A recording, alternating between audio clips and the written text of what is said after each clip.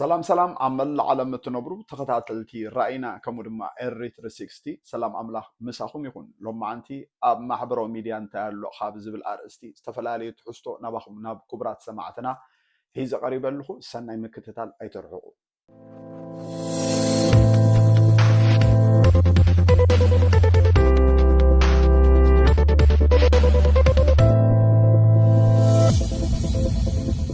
سلام سلام من دقنا بدقامي سلام أملاح مسكولنا يكون لما أتنبار أقدا سكاب زولكم فيديو حادة زقدسني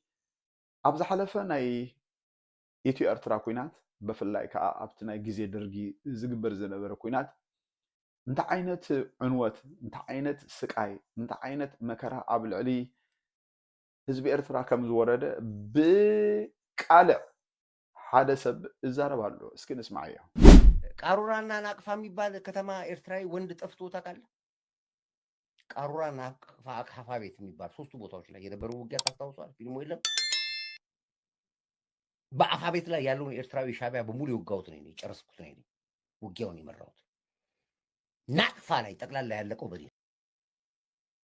እኔ ነኝ አፈርድ የሚያሾኩ የወንድ አልባ ሀገር አድርጊያለሁ። አፋ ቤት ሲናገራ ናቅፋ ይናገራ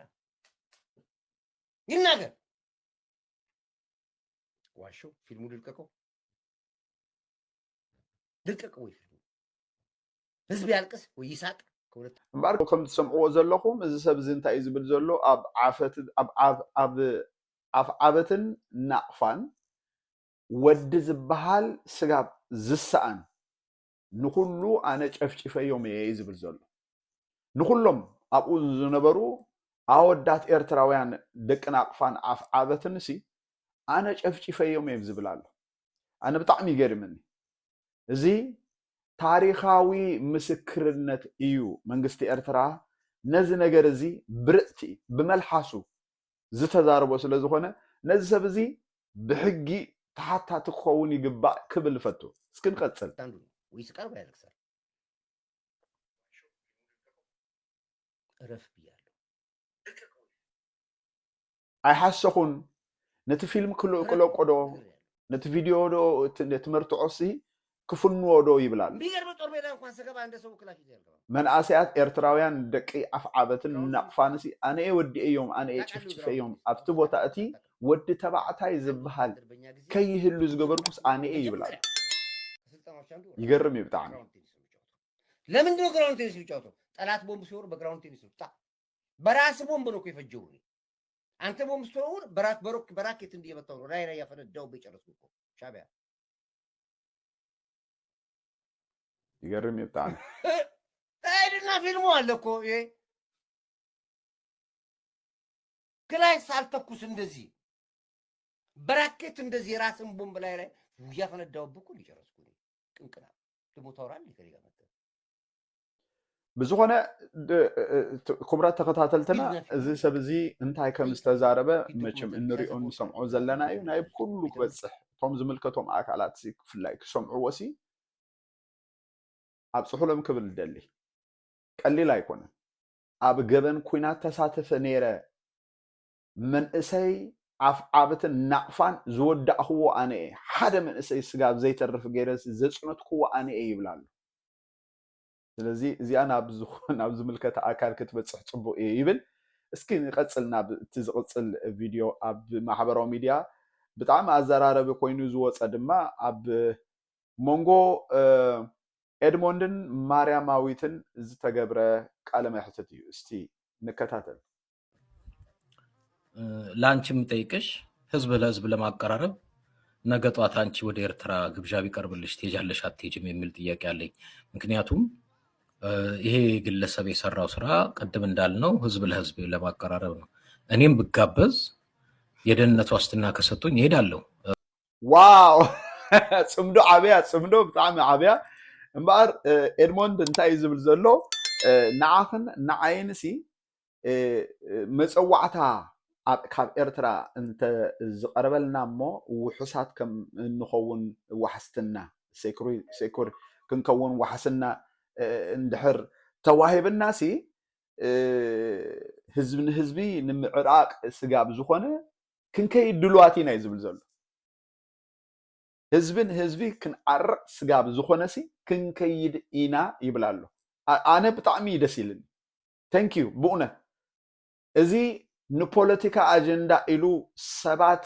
ከባእስ ህዝቢ ንህዝቢ ከባእስ ካብ ዝውዕል ፖለቲከኛ ከምዚ ናይ ህዝቢ ሰባት ግን ክትሰምዕ ደስ ዝብለካ ስንከታተል አስመራ ሄዳለሁ አንቺስ ብዬ መጠየቅ እፈልጋለሁ። ሌላው ከዚሁ ጋር ተያይዞ በጣም እዚህ ልጅ ላይ ሲዘመት ያየሁት ብርጌድ ንሓመዱ የሚባል ስብስብ ነው። ብርጌድ ንሓመዱ የሚባለው ስብስብ ምንድነው የሚሉት? ፍትህ ደላይ ነው የሚሉት። እኔ ምናልባት ይህንንም እንድታነሹ ፈልጋለሁ። በዚህም አቅጣጫ የኔን ሀሳብ ሰጥቼበት ልለፍ። ብርጌድ ንሓመዱ ፍትህ ደላይ የሚባለው ስብስብ ምልሽ ቁጭ ብሎ በየውጭ ሀገሩ ቁጭ ብሎ የትግራይ ኃይሎች ከኤርትራ ከሻቢያ ጋር ገጥመው ነፃ አውጥተው ኢሳያስን አውርደው የኤርትራን መሬት እንዲያስረክቡት ይፈልጋል። እዛ ናይ ኤድሞንድ ዘረባ ዳርጋ ሓቂኣ እንተበልኩ ምግናን ኣይኮነ ሓቂኣ እንተበልኩ ምግናን ኣይኮነ ምክንያቱ እቲ ኣብ መሬት ዘሎ ሓቂ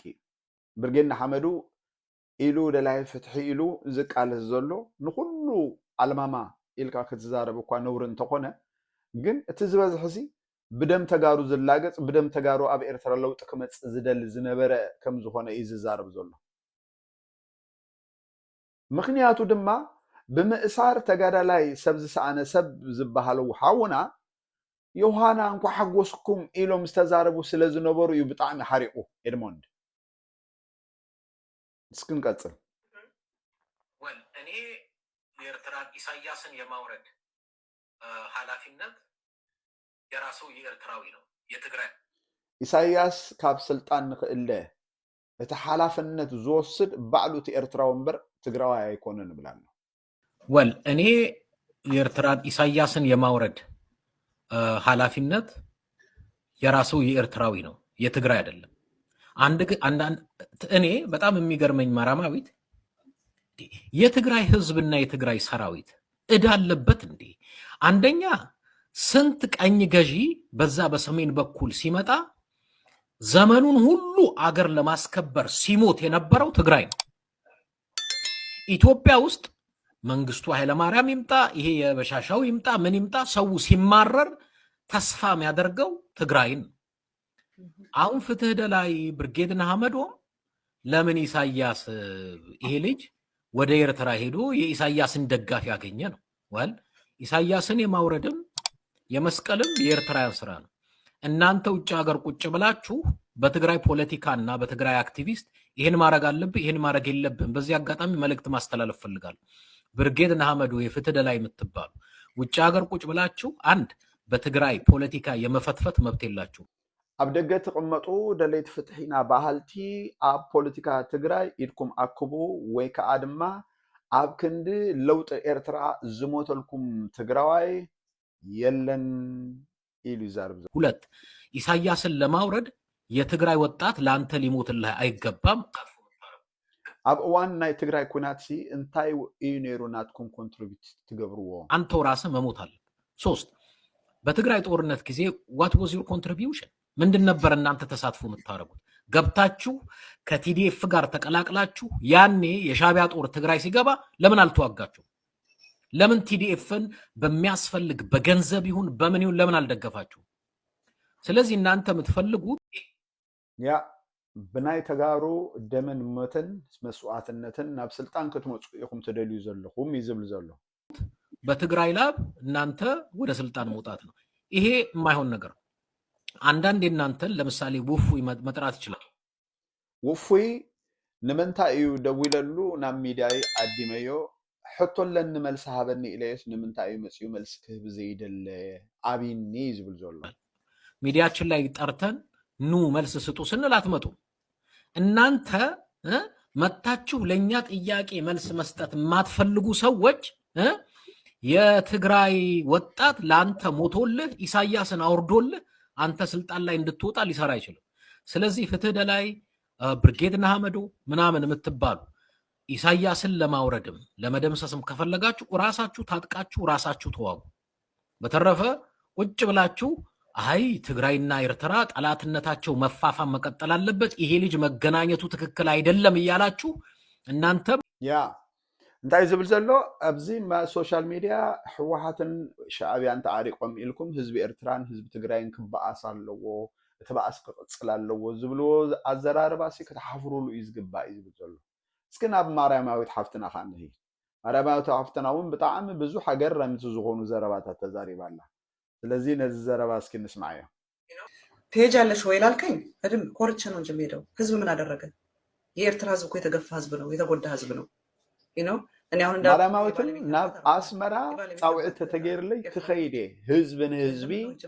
እንተ ደኣ ዝዕረቕ ኮይኑ ኣብዚ ዕርቂ ክሳተፍ እየ ትብል ኣላ ብጣዕሚ ፅቡቅ ዘረባ ንቐፅል እስኪ ናብ ማነው ምንድነው እርም ሀገር ናት ያለው ማን ነው የሰይጣን ቴሪቶሪ ብቻ ነው የማልገባው እኔ ሰይጣን የሚገዛ የሰይጣን ቦታ ብቻ ነው የማልገባው ህዝብ ያለበት እኮ ነው የኤርትራ ህዝብ የሚኖርበት ማን ነው የሚከለክለኝ ያውም ደግሞ ህዝብ ለህዝብ ለማስታረቅ ስለዚህ መሄድ ካለብኝ ምንም እንትን ባይሰጠኝ ማለት ሴኩሪቲ ባይሰጠኝ አሁን የባለቤት ያባት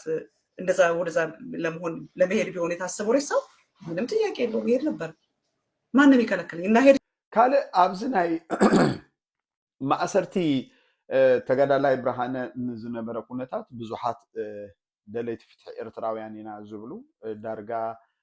ሓጎሶም እዮም ዝገልፁ ቀንዮም ነገር ግን እቲ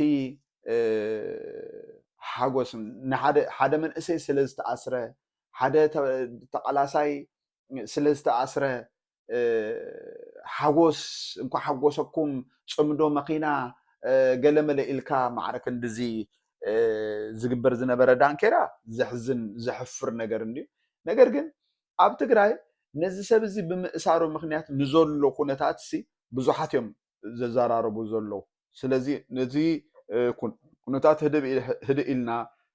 ብትዕግስቲ ክንሪኦ ፅቡቅ እዩ ይብል ካልእ ኣብ ናይ ወፉይ እስኪ ንስማዕ እያ ነቲ ተሃንዲዱ ዝመፅእ ዘሎ ሰራዊት ፅምዶ ጌርና ንግተኣዮ እኳ እዩ ዝብል ዘሎ እታ ቪድዮ ትረኽባ ዶ ትኸውን እታ ቪድዮ ተትረኽባ ፅቡቅ ነይሩ ብግን ህድግለነ ዘይብሉ ሰራዊት ከብዲ ሓደር ንትግራይ ኣፅኒቱ ንኣምሓራ ኣፅኒቱ ንዓፍር ኣፅኒቱ ናብ ኤርትራ ክግስግስ ነቒሉ ኣሎ እዚ ውግእ እዚ ደው ዝብለሉ ሓደ መፍትሒ ድማ ጥምረት እዩ ኣወል ስዒድ ኩናት ይኣውድ ኩናት ኣበይ ዘሎ እቲ ሰላም ኣበይ ኣሎ ኦኬ ፅምዶሲ ኣወል ስዒድ ኩናት እዩ ዝእውጅ ዘሎ እዩ ዝብል ዘሎ ውፉይን ሰዓብቱን ናብ ብልፅግና ክንከይድ ኢና ዝብሉ ዘሎ ኩናት ንምእዋጅ ዶ ኣይኮነን ኣነ እኮ እስኻሲ ፖለቲካ ትሰርሕ ዘለኻ ምስ ብልፅግና ናብ ኤርትራ ኩናት ክትእውጅ ኣይኮነን ድዩ ወይስ ዕምበባ ነፂካ ብሰላማዊ መንገዲ ክትኣቱ ካልእ እንታይ እዩ ወላ ሓደ የለን እኮ ባዕልኻ ኩናት እናፅሓርካ ባዕልኻ ምስ ፌደራል ኮይንካ ንኤርትራ ክትወግእ እናተዳለኻስ ንፌደራልን ንሓይልታት ፌደራልን ክንስዕር ኢና ኢሎም ትግራይን ኤርትራን ኣምሓራን እንተ ደኣ ፀሚዱ ንዓኻ ንምንታይ እዩ ድቃስ ትስእን እሱ እኮ እዩ ዝገርመኒ ንዓይ እዚ ፅምዶ እዚ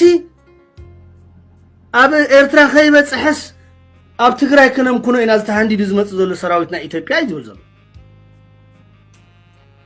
ሞ ዝዳ ኩናት እኮ ሰላም እኮ ይኮነ ኦልሬዲ ኦኬ ኣብዚኣ ብፍላይ ንትግራይ እውን ዝሓሊ እንዲ ዝመስል هو نتجراي زحلي يزمسل جن نتجراي حليني حالي التجراي زبجسو حالي التجراي مسرت زجبرة بوليتيكات تتسرح تمالي جونوسايد تفتشيمو ويو بأبي أحمد زبالكايو هز التجراي أنتينكا نتي أبي أحمد زبهال قبل التجراي جونوسايد زفتسمه ناي بوليتيكا مسارح تخاك تجبرو أي مخال كان نيركا قبل كادلي الساقو يتحكي لذي كم زي عمسلو زرباتات سي منم مش هالو بعلها كونات بعلها وج نادلها سي وج كم زي دلي كوين كان مقرا جاي امبارك برات تقتاتلتي راينا كمود ما ار 360 نايلوم معنتي اقداس زبلكم فيديوهات زي ام نيرم اب كالب بروجرام سغاب انراكب سلام املاح مسكلنا يكون نزي فيديو لايك بمقبار شير بمقبار دمانا كله كبصح كتتحابرونا بتحتنا نحتت سلام نهزب إرترا نهزب تجراي نهزب أمحرا